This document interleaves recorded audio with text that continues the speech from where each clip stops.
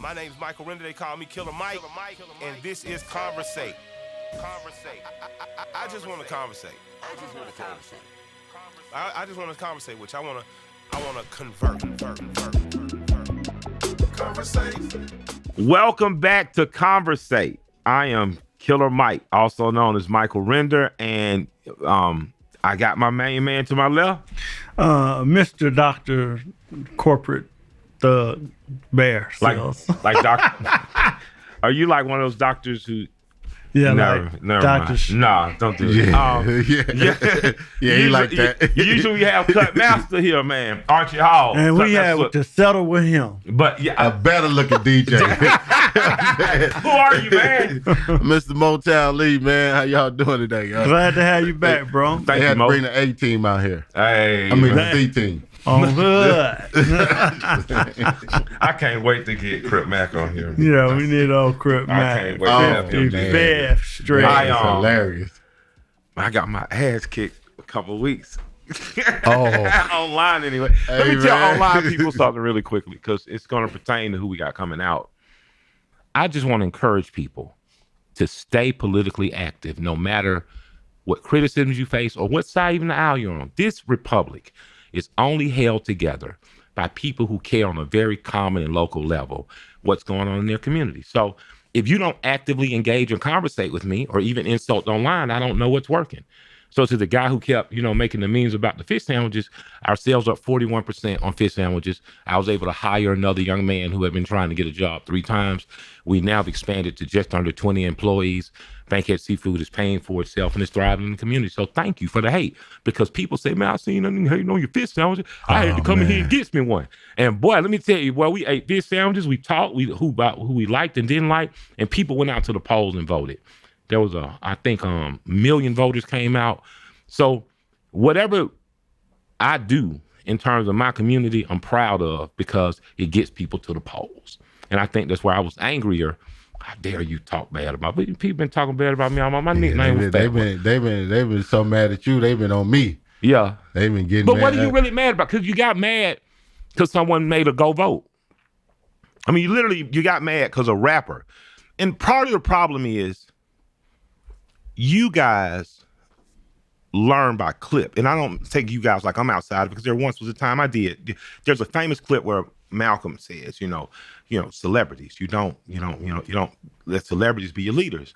And I understood what the brother was saying when he said that, but it also negates Paul Robeson, who was accused of being a communist and who was driven out of business by McCarthyism and treated horribly. There's an interview he did in Australia almost 100 years ago. The interview was masterful.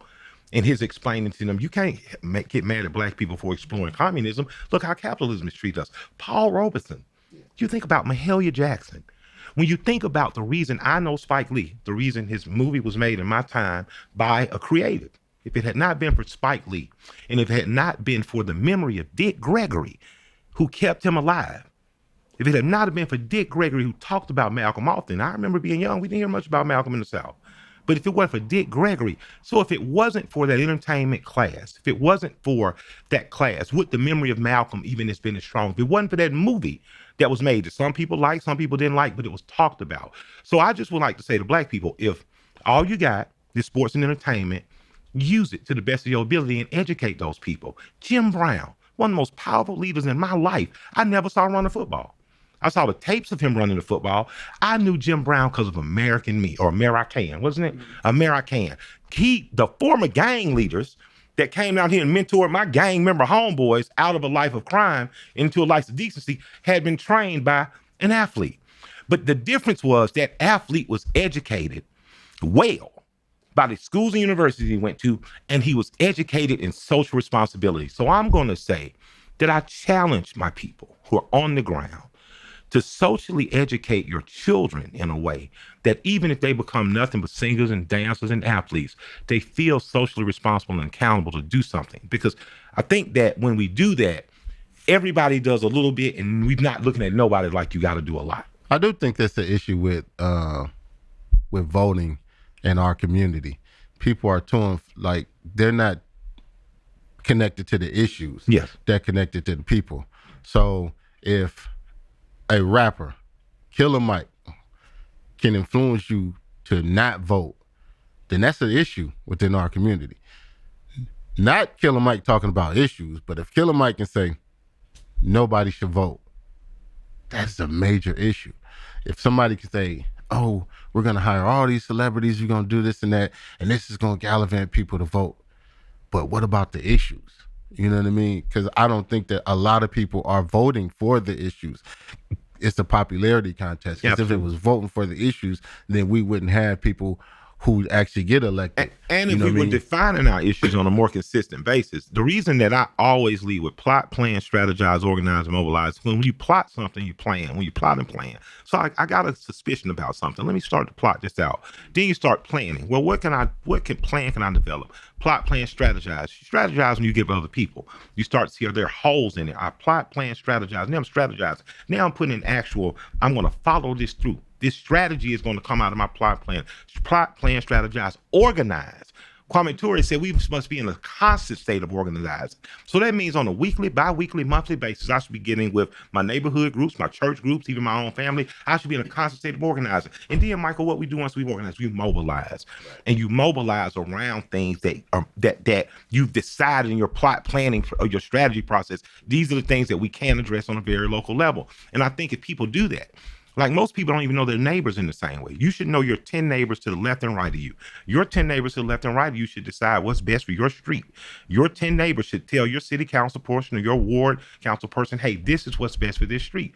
If that's met and satisfied, then you vote for that person again. You help push other things that push that street forward. Or if it doesn't, you get on somebody else's team. I think that if we think of voting that locally, so many people went this time and Jordan said, man, there was so many people.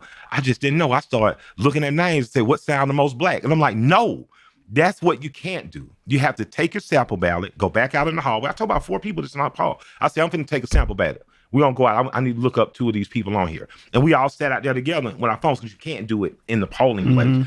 But we have to start to encourage one another on a very local level. That aggravating ass lady who always telling you what's going on, boy, that neighbor who knock and tell you, she's who you should counsel. Right. Before you hear the celebrity, before you even hear the politician, because she stays so active that she's the person you should come to the commission meeting. But I do have not to cut you off, but I got a question for you as not as Mike Render, but as Killer Mike the rapper. Do you think all the backlash you got during this, do you think that will push celebrities away from speaking up and speaking out? The same as like Colin Kaepernick. Of course they will. Yeah, of course they will. It's they're scared. Yeah, they're scared. They're afraid. They're like most people. But see, the problem is I'm not a celebrity before I'm an organizer. I was an organizer before I was ever a celebrity. My grandmother had me knocking on doors at 5 years old. I'm in Pierre Homes.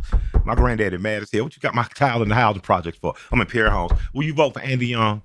Right. He's been a former U.S. congressman. He was an ambassador under Jimmy Carter. He's running for mayor of Atlanta. We think this spiel I got at 5 years old. At 8 years old, I'm arguing with my grandmother. I think 8 or 10. Walter Mondale's not going to beat Ronald Reagan. Grandma, it's not going to happen. Sorry, Geraldine Ferraro. It's not going to happen.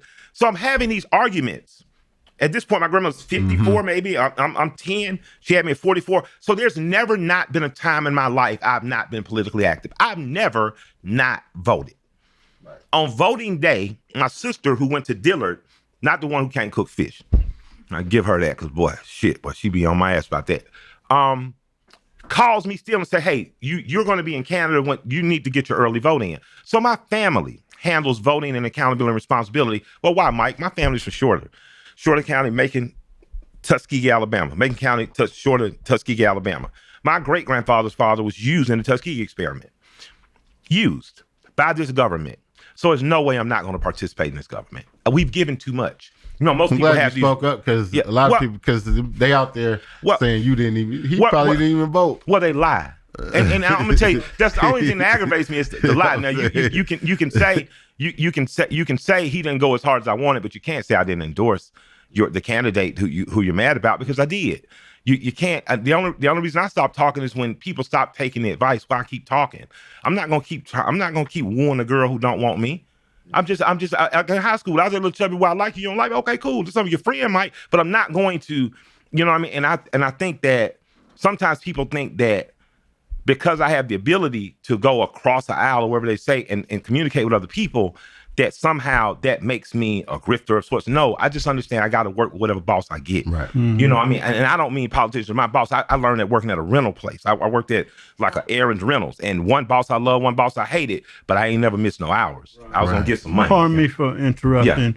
Is the issue education? Is the issue that most people are not educated on how this system Well, that's how the issue. civics work? That's the issue in terms of why we're not active. What Motown was aggravated by, and thankfully, I appreciate your defense of me, is talking about is Gangs of New York. Have you seen that movie? Gangs of New York shows you one thing.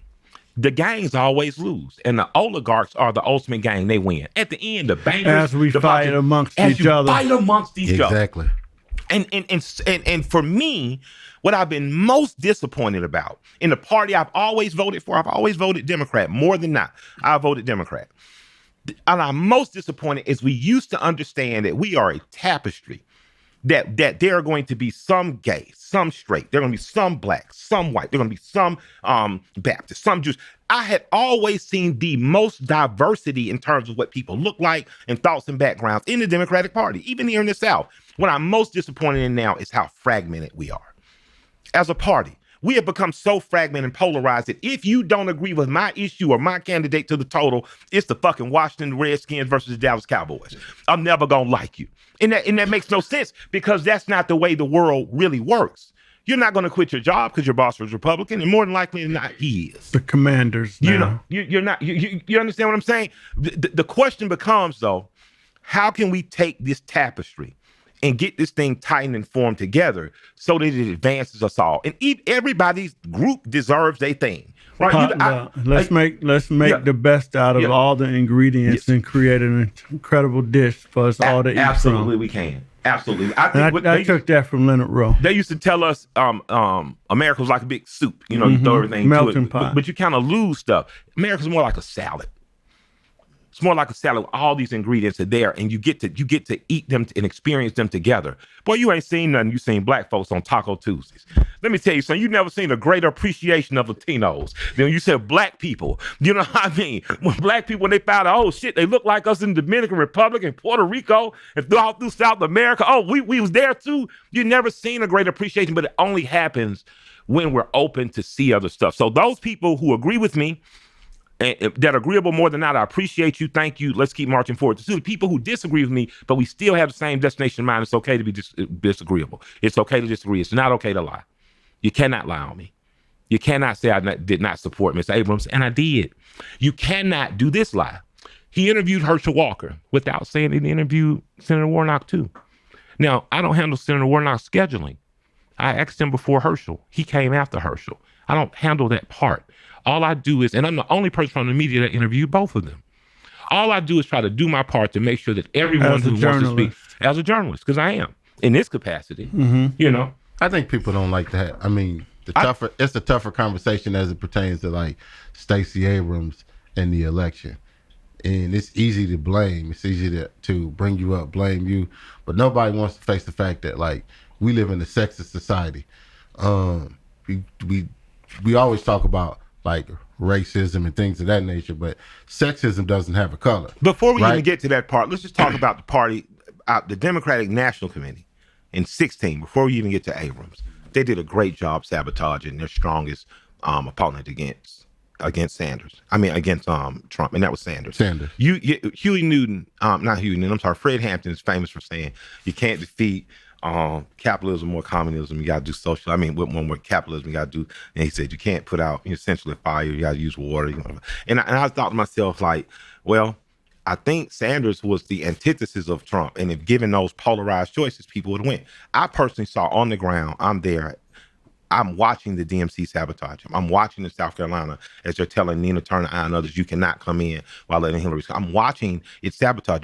Miss Debbie, who's about to run in the black, down, what's her name, Swartzman or something, down in Florida, is about to run in the black district now. She was over there at the time. I saw that party protect the corporate interests of the Democratic Party versus the people's interest. And didn't mean I still didn't vote that way, but I saw you sabotage your best chance. I saw, you know what it was? It was a Pete Carroll call on Marshawn Lynch on the 1 yard line. I saw you do the Pete Carroll call. I saw you do it. Pete Carroll knew Marshawn Lynch could have got in there, but he said, no, I need the nigga that's acceptable.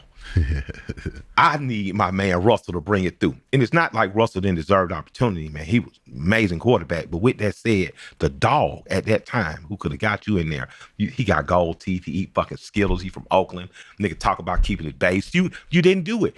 And that little short Jewish crazy guy with the fucking hair, the progressive, gave you an opportunity to progress the party and you didn't take it. Now, so it's easier though to say it's the fucking rapper's fault.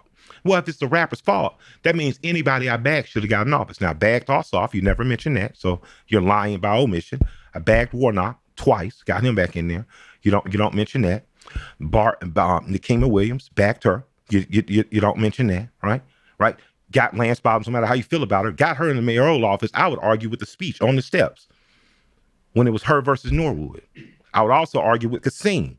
720 votes he won by me and T.I. I'm not just a nigga singing and dancing. And the most disrespectful thing is that when you take shots, I heard one lady say, he didn't graduate Morehouse. You know how hard it is to get in Morehouse? And then she didn't put her school. Where'd you go? You go to Hampton, Howard? My daughter's in Hampton. You go to Howard? You go to Spelman? You know what I'm saying? So some of the insults that y'all give me. It used to be East Fat. Now it's like Ozempic. I'm like, I'm not on Ozempic, but thank God for noticing I've been putting in the work. Right? So you guys are wasting time arguing with me instead of reforming the party that you vote for.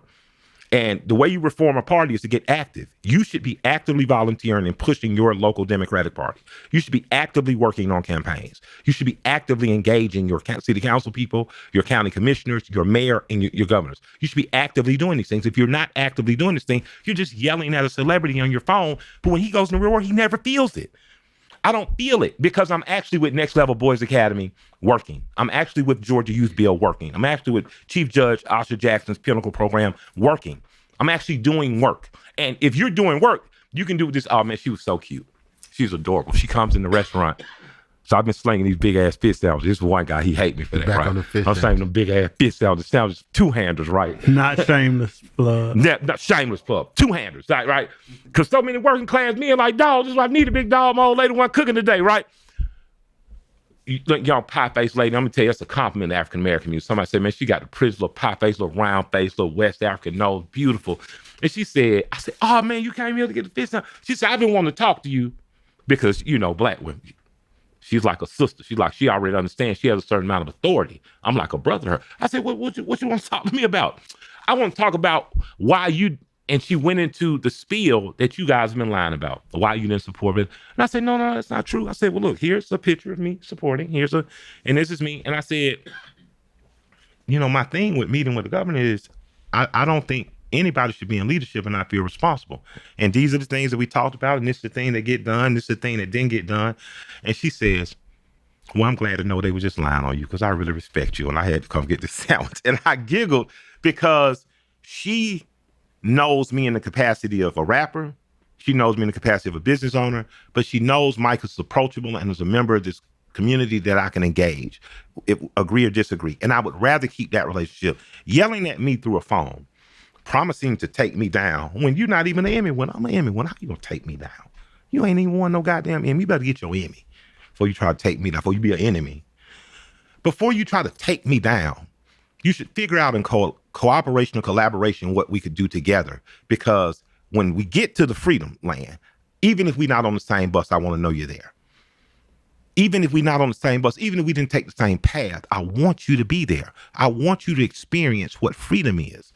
I want you to experience the freedom of knowing I can go to the polls and vote for whom I like. I want you to go to the polls and be able to not have to go through poll taxation or weird ass questions. I want you to be out and progress I thought we progressed them in the 60s, but I want you to go out with the party that knows they have 94% of our vote. I want to progress them.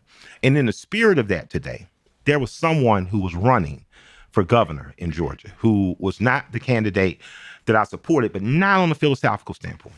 Philosophically, I think he's perfect as a leader, or can be a perfect leader. I didn't know in this moment if it was his time, but I think his time is soon coming. He is a young man that is amazing, I think. His name is Jason Esteves. He's a former candidate for the governor of Georgia.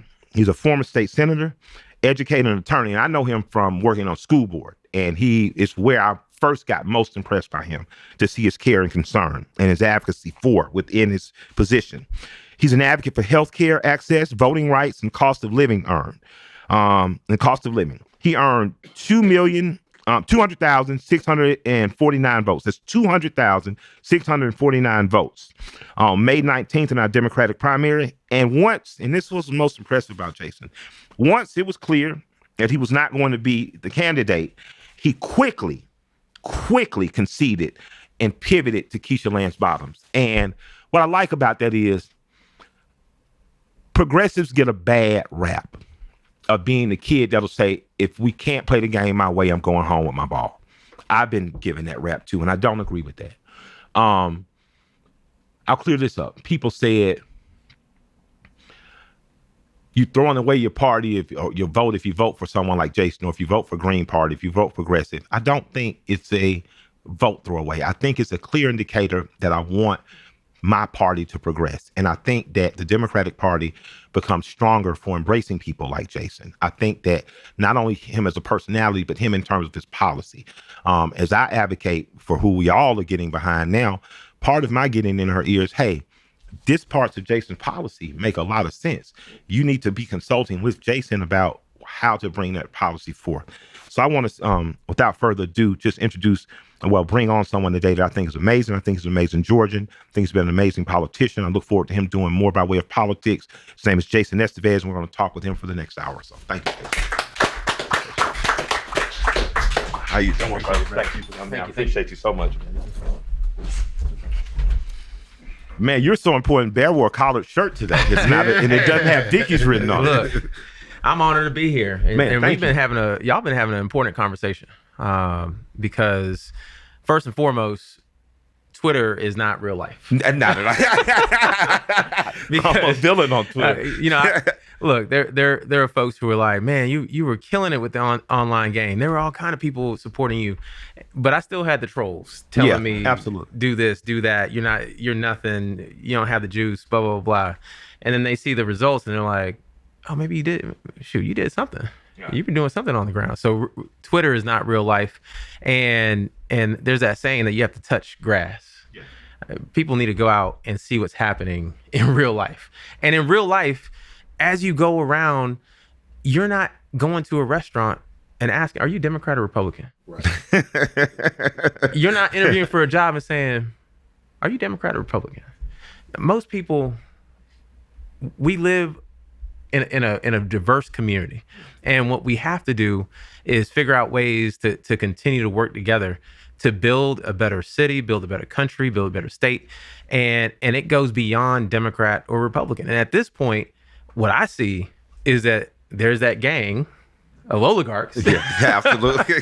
that are ultimately winning while everybody else is losing. And that's the conversation we need to have is how do billionaires get richer to the point where now we're going to have a trillionaire, right, while everybody else is working harder than they've ever worked and still staying the same. So speaking on that, I know it was a big thing in this week. Bezos gave a clip where he talked about no taxation for $75,000 a year or less.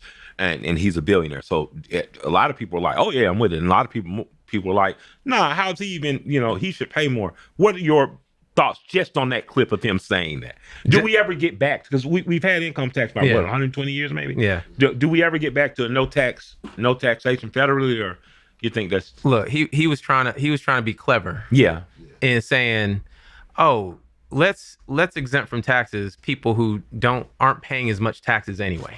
Gotcha. So that I don't get taxed as much. I'm gonna tell you this. I'm a small business owner. We own 3 small businesses. When I was a W-2 employee, I'm also a lawyer. When I was a lawyer working at a law firm, working at a company, making a couple $100,000 a year. Yeah. I paid more in taxes. Yeah. Than I ever did. Yeah. Now, as a small business owner, I'm probably making more. Yeah. But I'm paying less in taxes.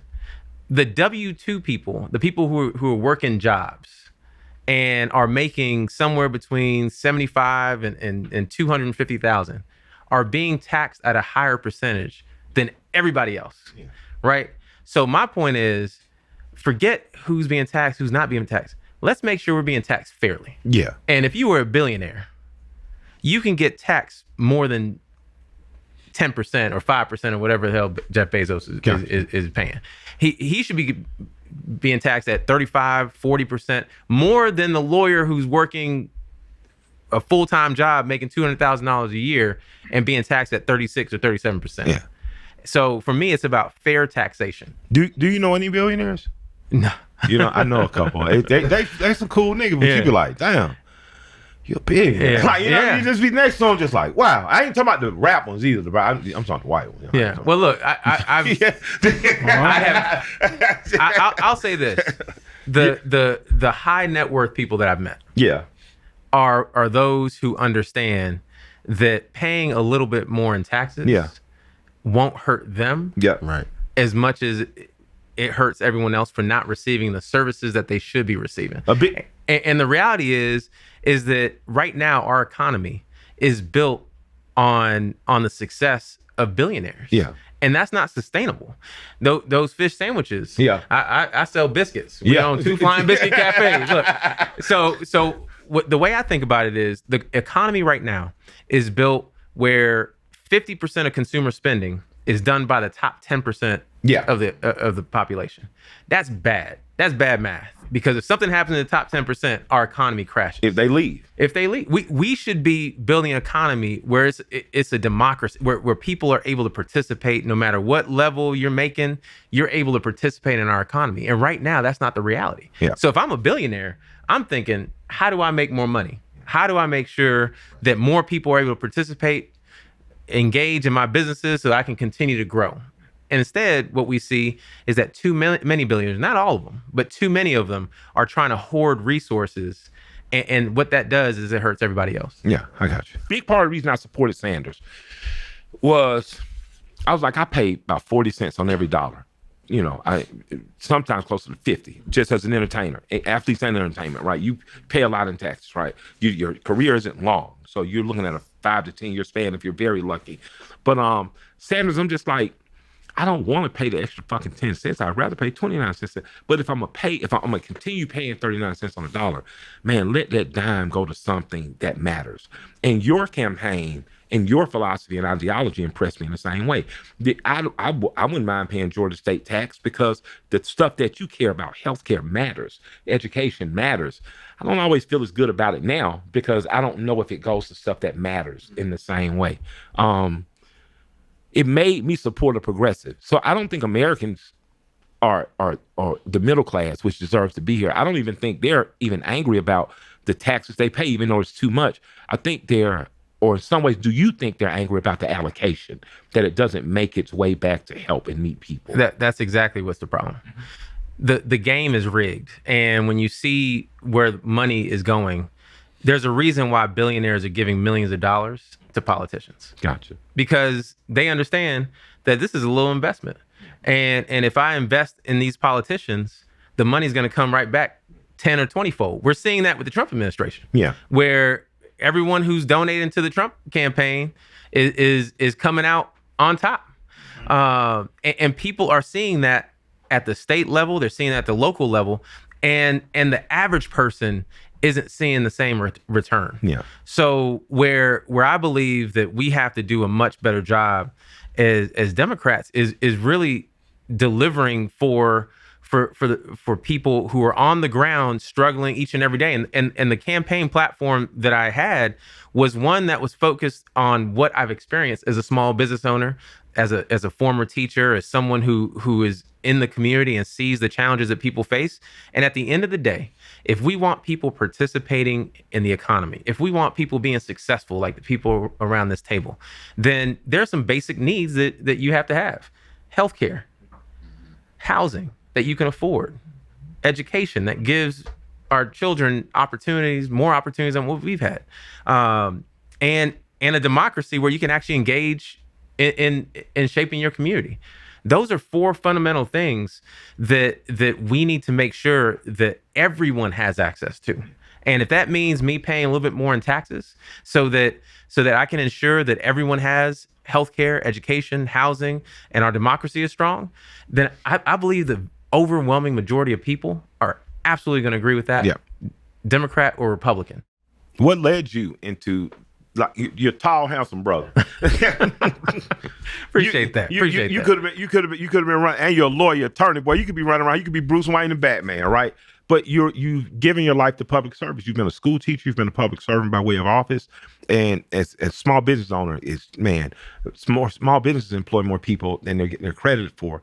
Flying biscuits. More than half of the state's workforce is small business. Small business. So if you've done everything right by way of that, what makes you want to be in public service? Yeah, I mean, it goes back to my childhood. My mom instilling that. I mean, before even my mom, my dad served in the Army for 20 years, and shout out to everyone who served our country and thank you for made the ultimate sacrifice. Absolutely. Right. So I've seen my dad serve the country, but my mom was really the one who, even when my parents divorced and I saw her struggling, her going through bankruptcy, her working 3 jobs just to support my sister and I, she would always tell me that no matter your circumstance, you're blessed. And you have to pay on to others what had been paid on you. So even when she was struggling, she was volunteering. She was giving off the shirt off her back. And what I saw in her was someone who wanted to make the world a better place, no matter what their position was. And that's what motivated me to ultimately become a school teacher. And then being in the classroom and seeing and teaching 150 kids who were like us, no different, just as smart, just as want to work hard, but not get the same kinds of opportunities. Yeah. That lit a fire in me, because that was fundamentally unfair. And I wanted to change the system that dictated your success based on zip code instead of your work ethic. I'm glad you said that about systems. One of the major contributors to this city in terms of successful people has been Frederick Douglass High School. Frederick Douglass High School, our rival high school, is Mays High School. I believe that rivalry in terms of academics and athletics is one of the best things ever happened in Atlanta Public Schools. Atlanta Public Schools, usually a teacher went to Booker T. Washington. There's a lineage, a certain history. You were working within the school system. And I've seen in the last 30 years a school system I thought, although not perfect, was perfect for producing competent Black children. I've seen that school system become something else. And that's not a critique of the people in it. That's not a criticism as much for the people as the system. I saw a system with No Child Left Behind make a focus on test taking be before educating children. I saw a school system that celebrated all of America, meaning Black kids and white kids learned about Frederick Douglass. It wasn't just the Black kids and it was just during 1 month of the year. I've seen that system go from a system that had 2 principals at Frederick Douglass over 30 years to maybe 7 and 11 years. And I think that it feels like sabotage a little. Systemic sabotage versus one person saying, let's take it now. But it feels like a system has been in place that for the last 30 years has not served Atlanta well. What do you think about that? And if made the education czar with an unlimited budget, how do you fix the state school system and make us better prepared children? I've given you an unlimited budget. You're the education czar and you have reigned for 20 years. How do you change public education? Well, look, this may sound a little bit radical. Radical. But what has changed, what has changed the most in the city of Atlanta and with Atlanta Public Schools is the fact that we have lost our diversity in the city, where you have the haves and the have-nots. And the haves go to different schools than the have-nots. And that economic disparity has significantly impacted our growth and what's happened in APS. If you look at the country and you map out which schools are performing well and then which schools are not, and then you match that up with household income, it lines up almost perfectly. Yeah. And what happened with Atlanta Public Schools is that over the last 30 years, we used to bus kids, Yeah. right? Which meant that Atlanta Public Schools had diverse schools, even though they may not have been racially diverse. They were economically diverse. And what's happened over the last 30 years is that those schools became less economically diverse. And you look at a school like Frederick Douglass High School and Mays and Washington, they used to have a diverse group of black folks. Absolutely. Now it's 95% free and reduced lunch. Yeah. Highly low income, which means resources are tight, which means parents aren't as engaged because for a number of reasons. Because they got to work. Yeah. Which means teachers have a harder job, which means the school principals have a harder job because the teachers keep leaving, which means they keep leaving. And then the school system place their own bureaucratic nightmare on the schools. So all that compounds itself and makes it harder for these schools to do better. What I've seen over the last 15 years is that as our schools have diversified because of a number of reasons, whether it's gentrification, whether it's just the natural flow of seniors moving out and young families moving in, is that as our communities have diversified, our schools have diversified. And as our schools diversify, the academic achievement and the opportunities tend to go up. So if you gave me unlimited resources, what I would tell you is, what can we do to diversify the schools where you have high levels of poverty within those schools? Are you closing charter schools? The reason I say that is, I'll give part of my critique of Frederick Douglass. I use this as a case study because for those who don't know, Frederick Douglass is in the Collier Heights, Adamsville, West Side corridor of Atlanta. This corridor of Atlanta is so densely black, it's been accredited for sending Andy to Congress, electing every black mayor for the last 50 years. It is densely black, but multitude in terms of diversity, in terms of working class people like my grandparents who raised me there.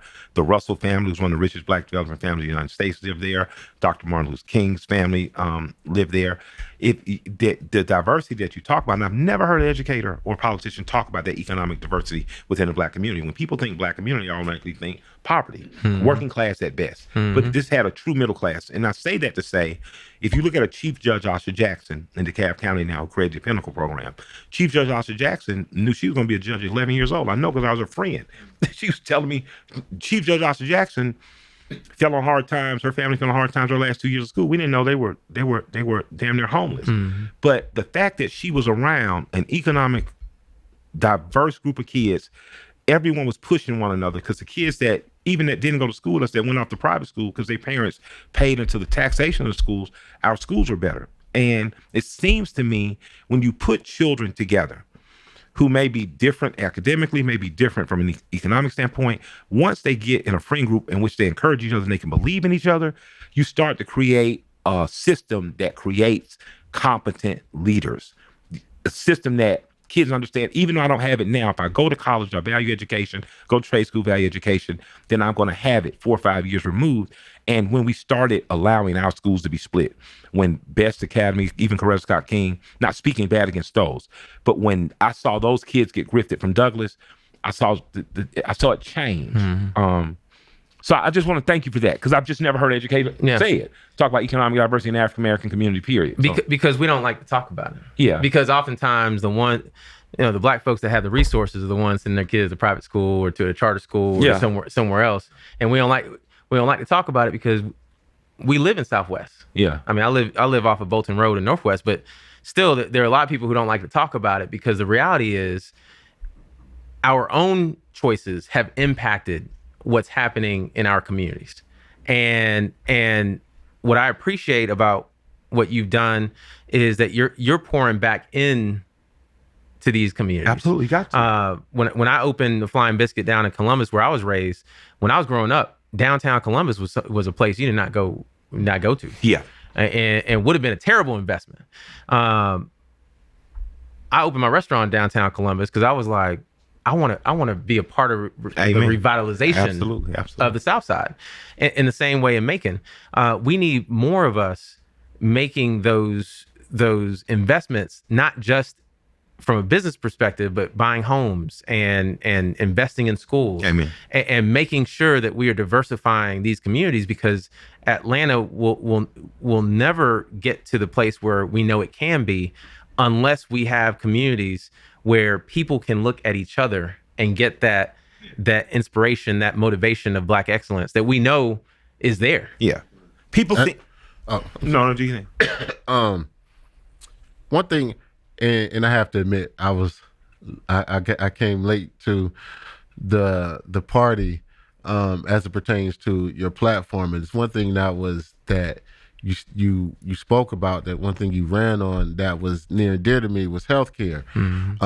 Because I was a person who I had a cancer scare, and I realized then that I had the means to pay for it, but there were so many people that went through the exact same thing that they had to pretty much choose life and death. So just knowing your story and your platform as it pertains to healthcare, and I realized that a lot of people don't like having the healthcare conversation because nobody wants to talk about needing actually healthcare. They don't want to talk because it means there's a problem, could have something with bad health. So how do, even after this election, how do we educate and continue that this battle to make healthcare better, not only in Georgia but in America? Oh, let's stick to Georgia though. Okay. I want to stay. I want to see. I don't want to get in the team world where we're figuring out America, like for Georgia. Yeah. Because November we got an election coming, That's and right. I want people to take your program into that polling place. Yeah. And it's an important election because we can't afford to elect someone who is not going to focus in on healthcare. Right. And for the last 20 years, Republicans have intentionally underinvested in healthcare for a number of different reasons. Not to place it, but literally not expanded access to Medicaid, which we know the failure to expand Medicaid has led to the closure of hospitals. Right. Here's my thing. As we talk about healthcare, we tend to only focus on those that are low income and don't have resources, which is something that we should start at a baseline. But the problem with healthcare is much bigger than that. It's the fact that it's gotten so expensive that it doesn't matter what level of income unless you're a millionaire or billionaire, Yep. you can't really afford true healthcare.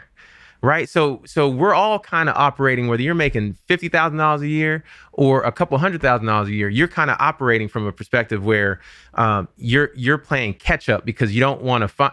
Some people don't even want to find stuff proactively because if they find something proactively, they know it's going to be money out the bank.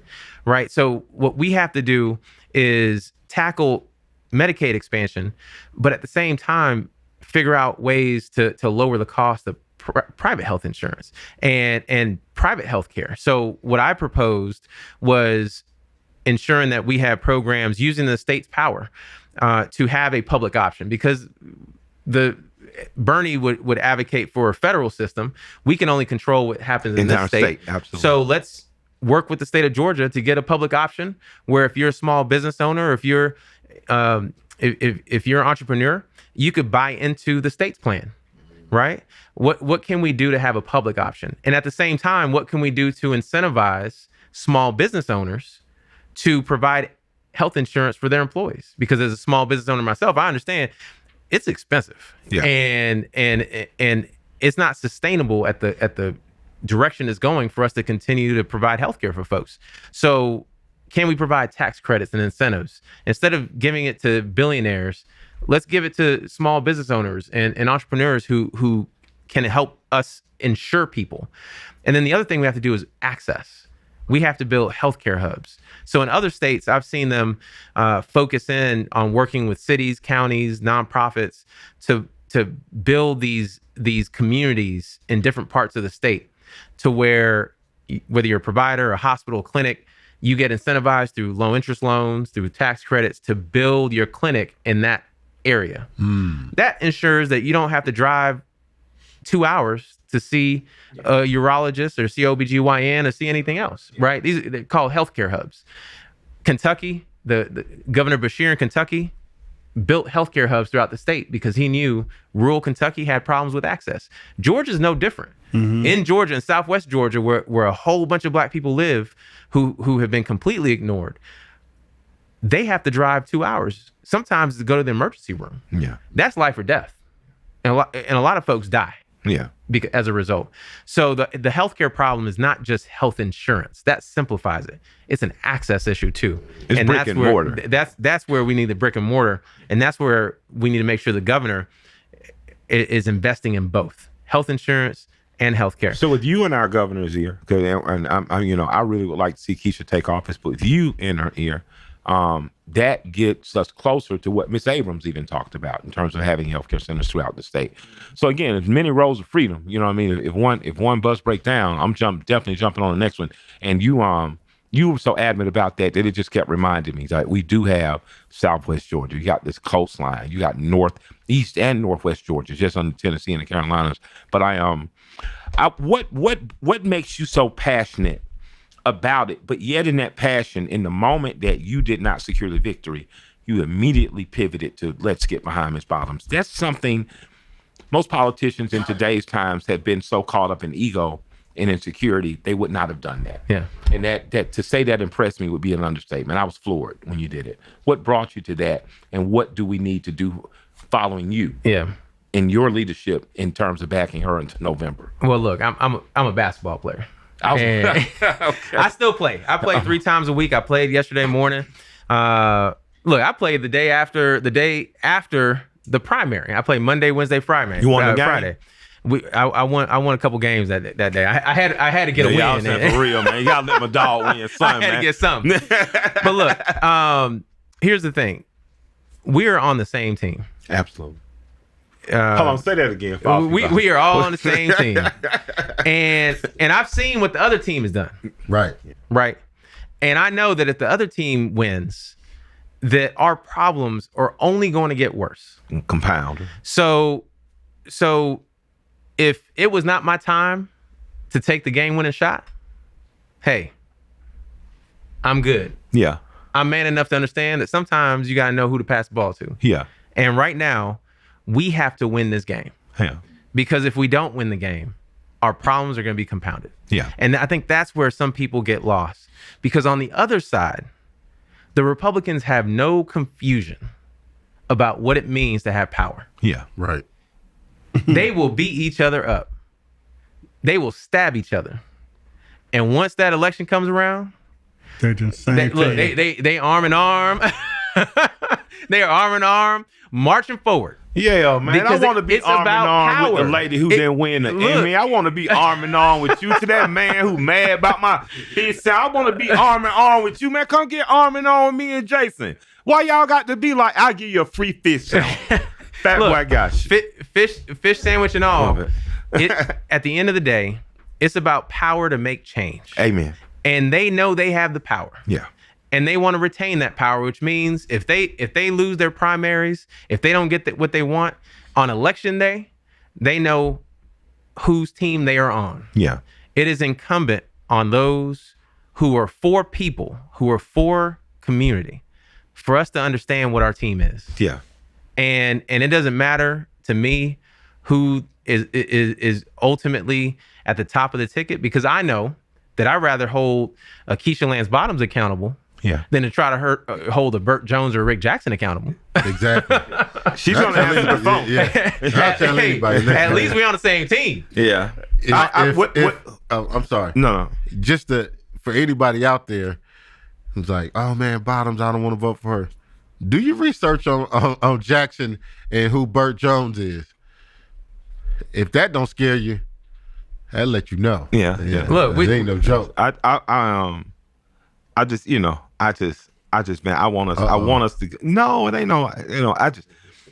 I can get along with and find common ground with anybody. And so I'm sure Bert would be great to have a beer with. I'm sure Rick would be great to hear about a billionaire story. But I just don't think that these are the guys that lead the state. No. So at the end of the day, I think that our state is at a point now where we need to have people who understand in these dire times the priority of healthcare.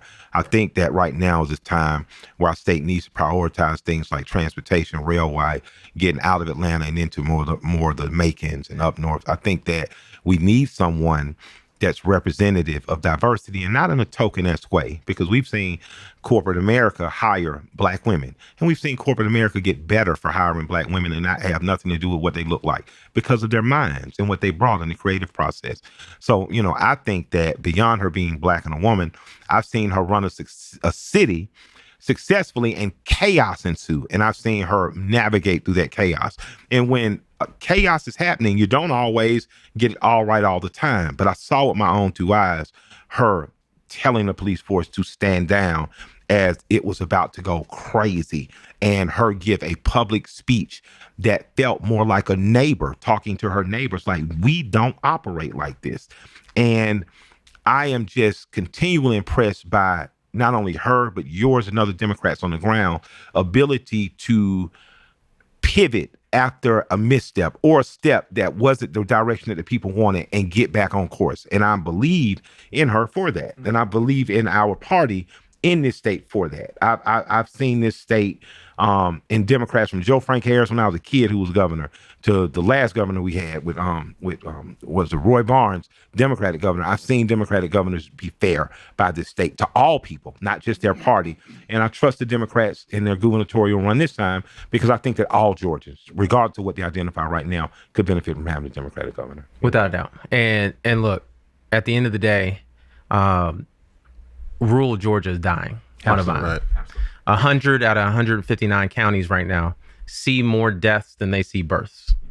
And why does that matter? Because we hear that, but if you live in a city, you really don't understand. Yeah. If your family's not from a rural, why does that matter? Because this state cannot thrive. Our city cannot thrive. Yes. Without the rest of the state thriving. Amen. And because we're a family. Yeah, we're a Georgia family. It takes peaches and peanuts too. It ain't all just Chick-fil-A Right. or UPS, right? So if rural Georgia is not doing well, then Atlanta is not able to live up to its potential. Yeah. And at the end of the day, you talk to a lot of people around here, they got family all over the state. Yeah. So it's incumbent on all of us to make sure that we turn around the fact that rural Georgia has been underinvested in, and that people are not moving to those areas. They're dying, and there's no one coming in to replace them.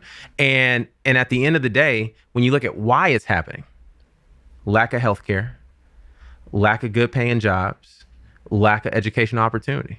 And that's one message I want people listening at home to understand, is that as I traveled the state, the one thing that struck me is that people across the state are having similar issues. Yeah. The context might be different.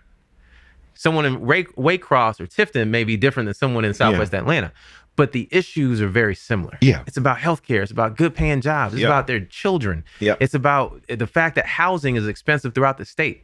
And we need to be tackling those issues. And I know whose team is laser focused on tackling those issues, which is why I'm going to do everything I can to make sure that Keisha Lance Bottoms gets elected, to make sure Lieutenant Governor, and to make sure John Ossoff and whoever, all the way down ballot, making sure that we elect Democrats. And here's the other thing about participation, is that if you don't like what's going on with the party as a whole, we need to take a book from the other team, a page from the other team's book. Because what they did was, when they didn't like the national party, they got elected to school board, to city council, to state legislatures. And then they started to change their party from within. People forget the MAGA movement started with the Tea Party.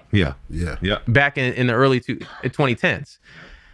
Democrats can do the same thing. Sounds like you're saying hyper local. Hyper local. And as a former school board member, I understand. That's where you start to make change. Yeah, absolutely. It's not.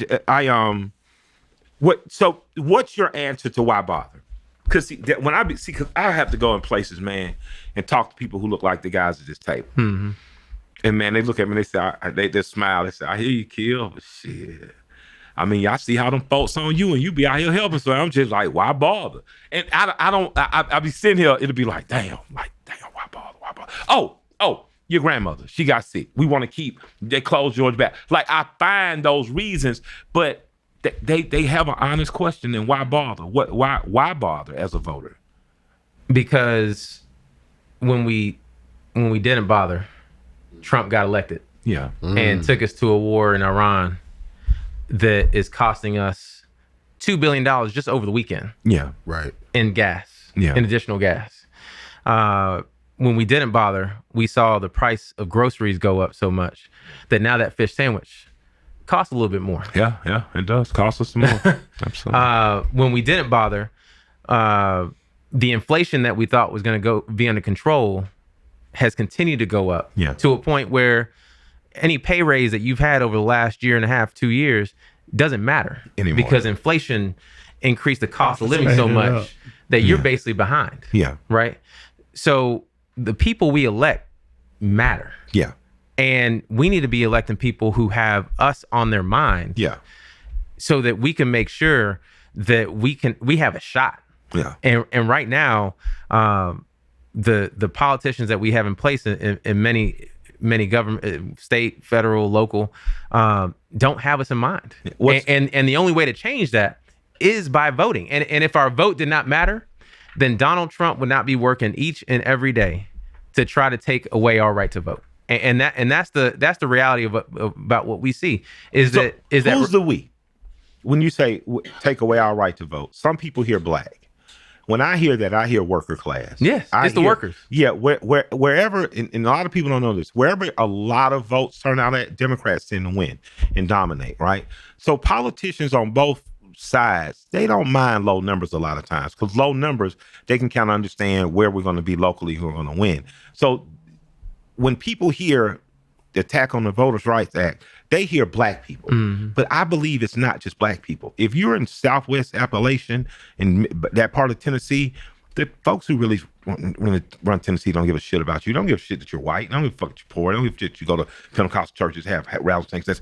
They give a fuck that they can control the resources in that part of Tennessee. That's right. And if they cannot do that, then they will break you up to put together essentially a district that will support them. And I don't think that we understand that this is, although race is a class issue in this country, I don't think that we understand that we are literally dealing with an oligarch class in here, and they are determined to keep all of us under heel. So when we talk about the Voters' Rights Act, I mean, that it affects women. That's white women too. Mm-hmm. It affects people who've been naturalized into this country, citizens. It affects them too. It affects poor and working class white people. And why don't we seem to understand that message is for all of us and not just black people? During the civil rights movement, they meaning the government, the mm-hmm. powers that be, sought to change the perception of Martin Luther King and other civil rights leaders because they did not want them to organize the workers. Not black people. The workers. Because they knew that if working class white folks and working class black folks got together, it was a force that could not be stopped. Absolutely.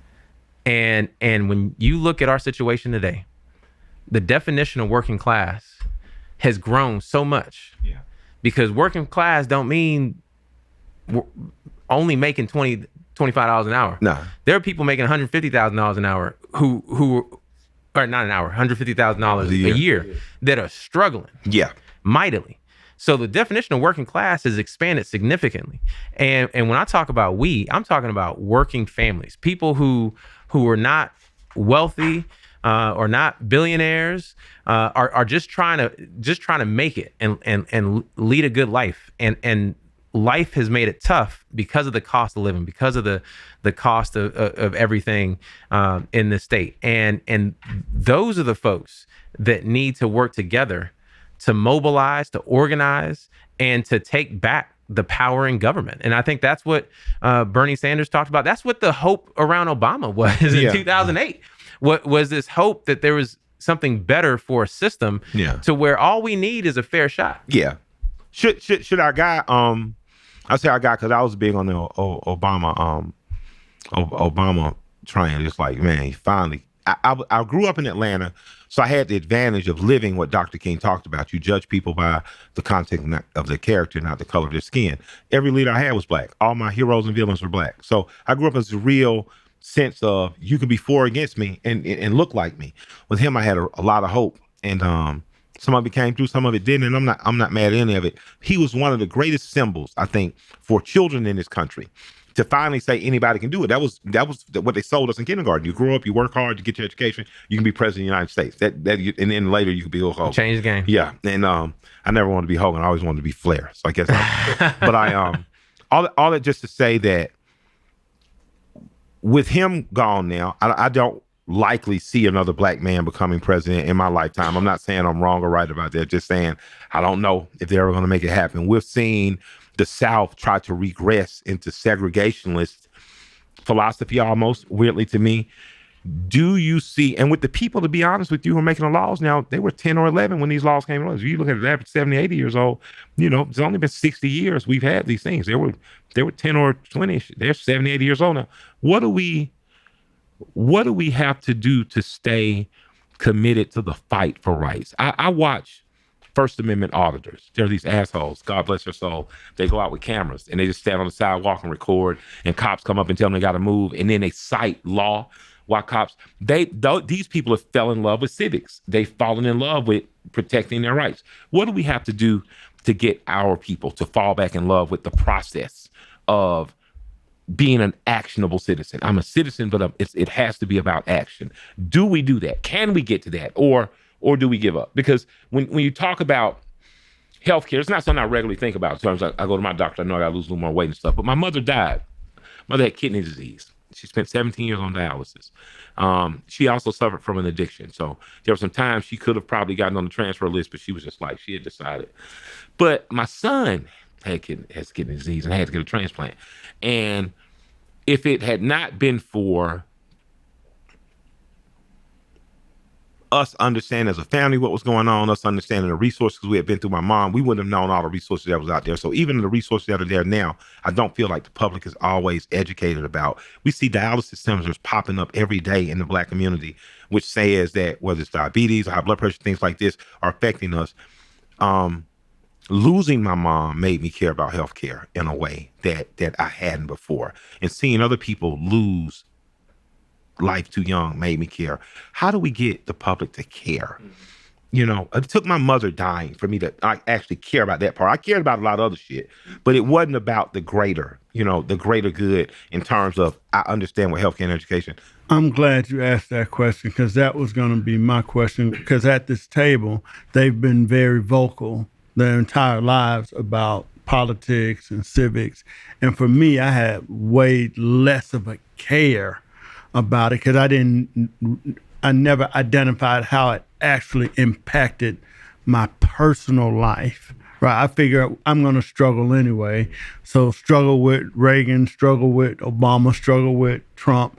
There's going to be some struggle there. But now being able to sit at this table and be in these conversations, I'm a little bit more interested in it. So I'm wondering, how do people like me who are less interested become interested in terms of being educated and lighting a fire in us? I've never missed the opportunity to vote. Yeah. You know what I mean? But was I passionate about it? Did I really understand the pros and cons and what I was voting for? So here's my observation when it comes to politics and when you add race into it in particular, but you can talk about it with class, working class, and everything else as well, is that when you look at who participates in voting, Black folks participate in the act of voting.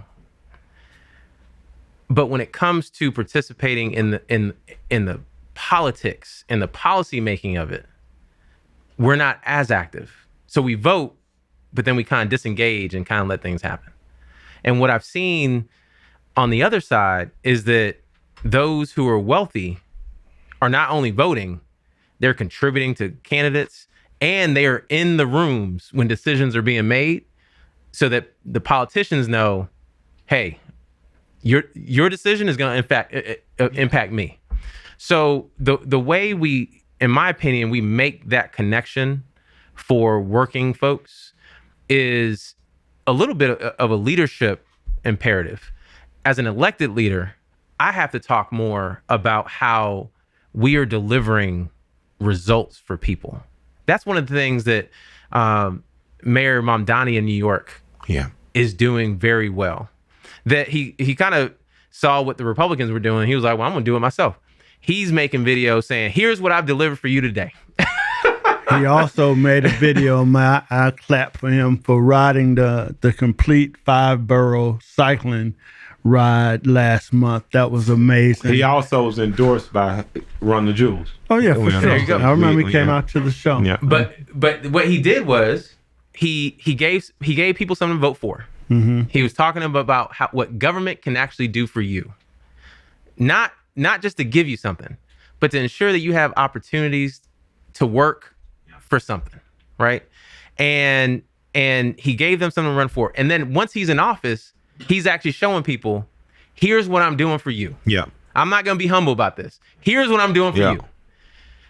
Democrats, for whatever reason, for a long time, Play shy. we've been very shy. Oh man. Man, we'll do a whole bunch of things and then leave office and be like, all right, well, Man, I y'all watch have a good C-SPAN one. and Allstar could do something amazing, and watch the local news. It's not on. It's there. not on there. And I'm just like, yo. I'm like, I love his publicist, but yo, we need some more publicity because he's went up and kicked some butt. Him and Warnock went up and kicked some butt. You were kicking butt. You did a great job. I want to ask you, like, and just really quick, let me close because I want to say this. We have to show people on the ground, Right. the dudes at the MARTA station, that we are actually working for them.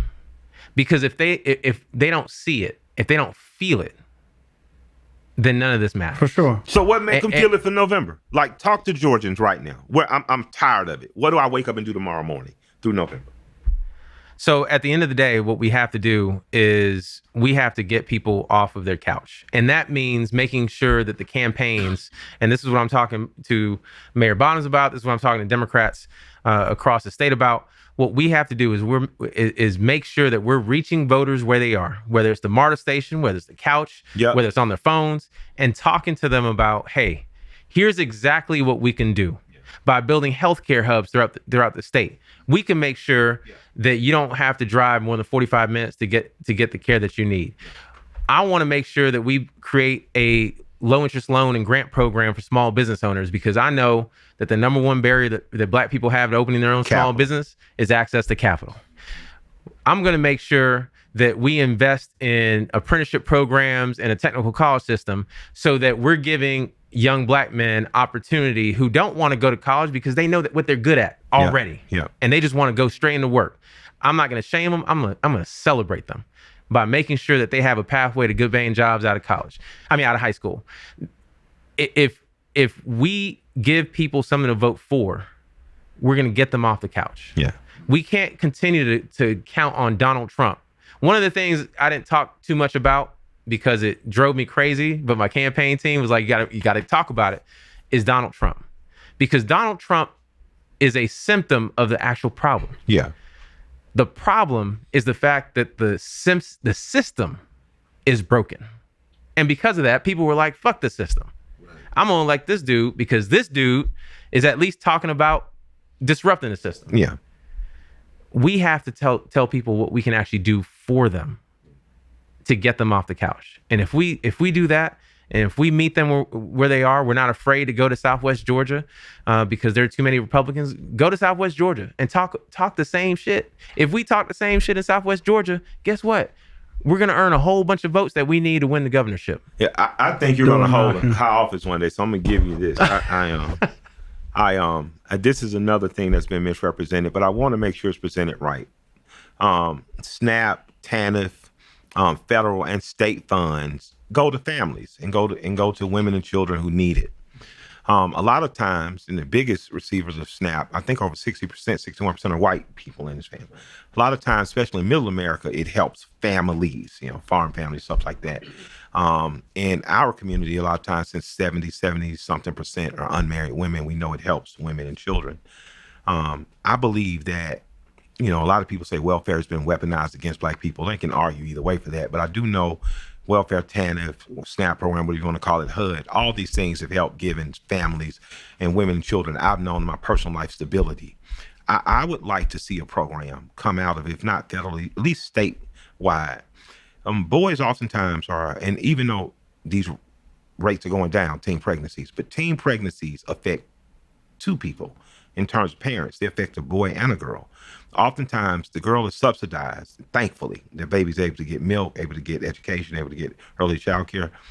The boy is kind of just left to figure it out. We don't have a program that's actively recruiting young men into the military in the way we used to, say, during the World Wars. We don't have a programs in high school that actively put young men in trades so they can enter apprenticeships. We don't have that. And we don't have boys that are going to college at the same rates, even though we do have a lot. And I encourage that. Would you be open to figuring out a state program in which if you're a boy, you get a young lady pregnant, the first 2 years of that pregnancy, the child support won't get charged back to you by the state? Because if I work at McDonald's, I pay state income tax, pay federal income tax. Then the courts double around and say, well, you aren't subsidizing her, so we're going to charge you child support based on what we've given her. And it puts you, before you even go into adulthood, you're already in a deficit. Yeah, what did Trump? It's now if you owe $2,500 or more, you can't get a passport. So it scares me that our boys are essentially, or young men who get women pregnant early, are annexed out, when I feel like we could be investing in them. The first 2 years, my thing is that child is here. I would like to say, well, for those 2 years, we're not going to make you pay back what we're putting her, but you have to do trade school.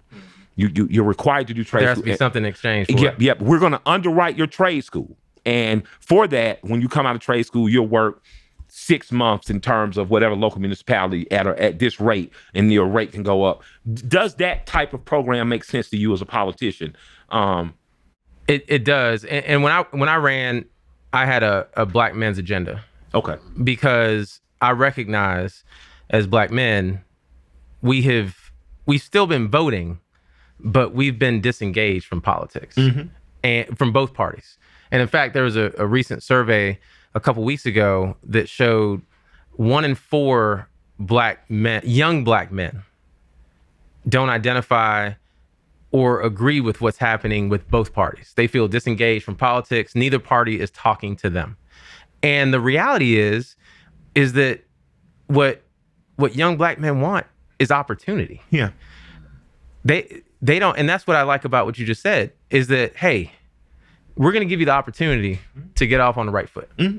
And the way we do that is, we got this situation. We got this 2-year program that you can, you done made this baby, you done boy. made this baby. Yep.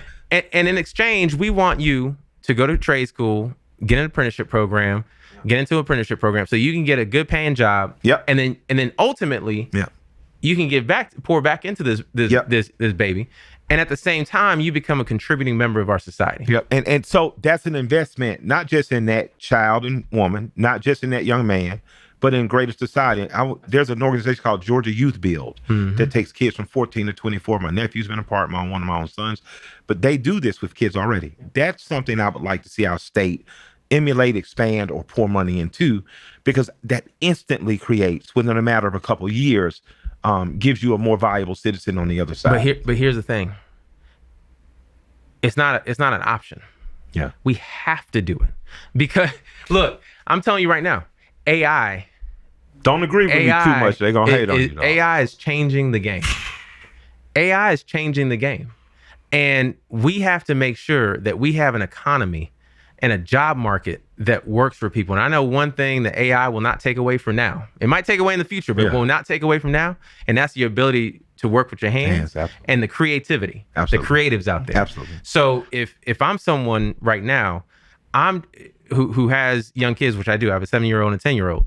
I'm looking at them. How can we make sure to hone your creative skills? How can we make sure that you're able to work with your hands? Because those are the types of jobs that will be around in the next 10, 15 years. Well, they say the next wave of millionaires are going to be plumbers. Yeah. I just paid a plumber $10,000 to dig up my daughter's yard, so I can't. It's crazy.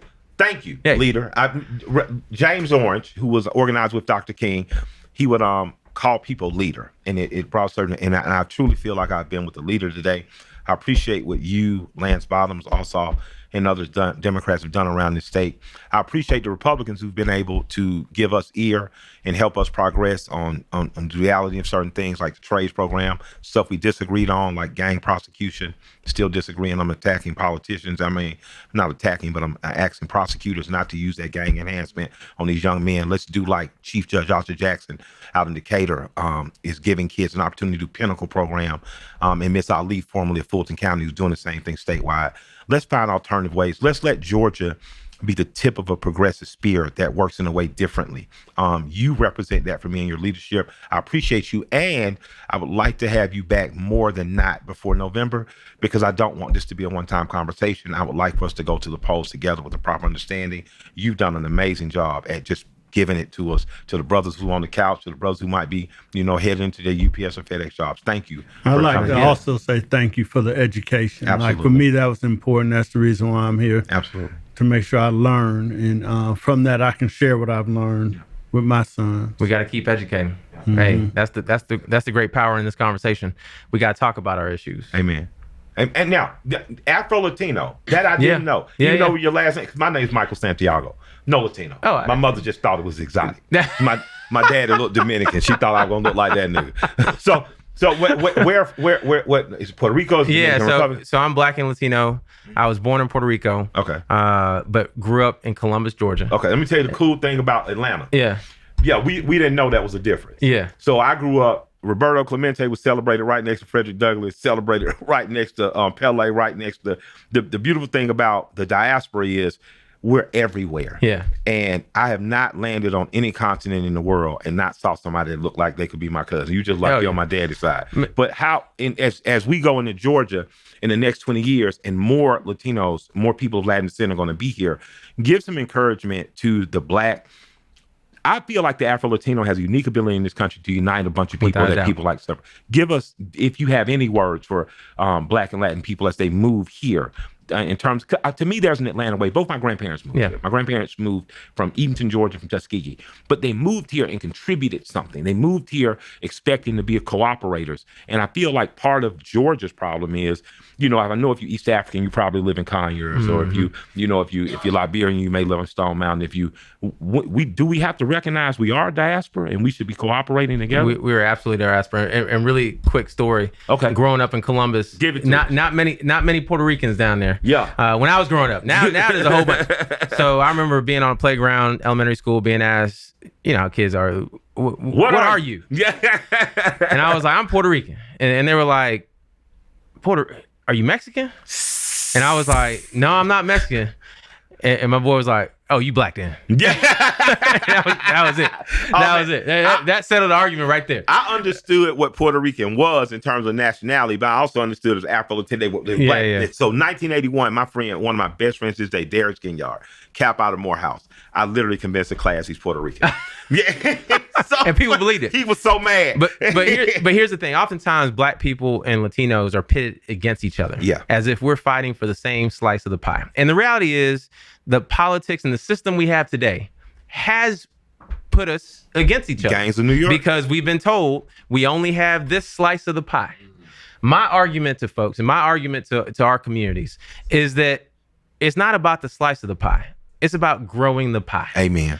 It's about getting a bigger pie. And the fact of the matter is we live in a state with a $39 billion budget. Yes. And right now, the biggest slice of the pie is not going to us. Is not going to us. And the only way we change that is by electing people who have us in mind, who look like us, who are for us. And that's why these elections matter. And if we grow the slice of the pie, then all the other differences fall by the wayside because we're more alike than we are different. And this is for my man Brian and Keith, two white guys who I just love to death, working class white guys. And we discussed, and my man OG Mike in Ohio. It's not just for people who look like you. No. It's from a class perspective. Man, there is so much we have in common. A lot of our grandfathers and fathers wore overalls and coveralls to work. And if that's the case, then let's start having some honest conversations. Because they having the same issues. Yep. With healthcare, with the lack of good paying jobs, with the lack of government contracts, with the lack of education. They having the same issues. Amen. So let's get together and start talking more, not less. Let's do it. Thank you. I hope you come more, not less. Appreciate you, bro. Yes, sir. Without a doubt. I appreciate you. Hey, Thank you. appreciate you. Thank you, sir. Thank you. My name's Michael Render. They call me Killer Mike. And this is Conversate. I just want to conversate. I just want to conversate, which I want to convert.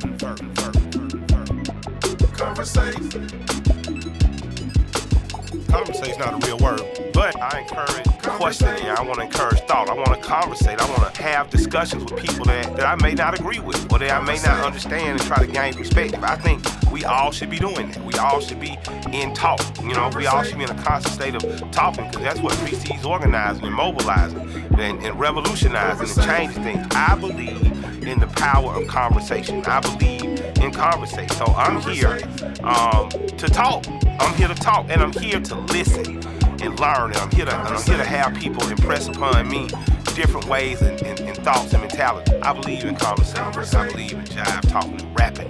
What they call it. I'm a rapper. I'm rapping. But before rappers were rapping over beats for money, I want to exchange some respect with one another. You know. So we're gonna conversate. We're gonna check it out. Yeah. Conversate with Killer Mike. Hey y'all got a question for my crew? You want to talk to me, Bear Swift, or anybody and ask them something? I want you to come check us out at conversatewithkillermike@gmail.com. Send your questions in, send your thoughts and concerns, and we're going to make sure we get them up online where they'll be discussed, talked about, and hey, we even might invite you on the show. Let's conversate.